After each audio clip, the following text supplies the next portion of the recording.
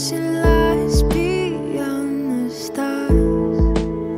Those dazzling heights too fast to climb. I got so hard to fall so far, but I found heaven as love swept low.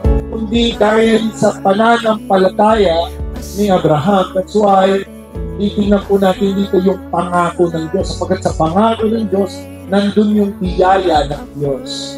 Falling, spirit soaring, I touch the sky when my knees hit the ground. Sabi niya, God-centered. Kasi lahat ng action na gagawin natin, dapat papunta dun sa goal na yun. So kapag maayos tayo sa Panginoon, susunod din yung finances sa doon.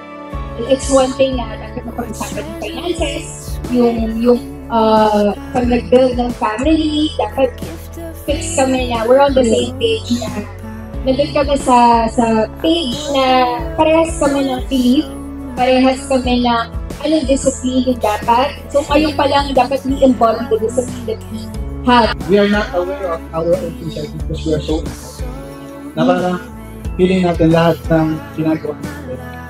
Tapos in the name of love, we are willing to do anything. Pero we always have to align it. Siyempre sa puso mo, sa puso. Kung ito ba'y napapanahon na. And I'm very much thankful that the way I was guided is you have to study college, finish your study. And you have to have the ability or yung capacity to provide at least for your own.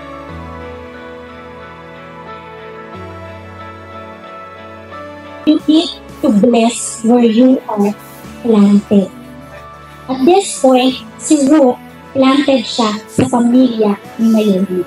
Makikita mo, kapag ikaw, you bless where you are planted, i-bless ka lalo ni Panginoon. If you are planted in this church, you bless this church. If you are planted sa mga pastoral leaders, you bless them. You bless where you are planted.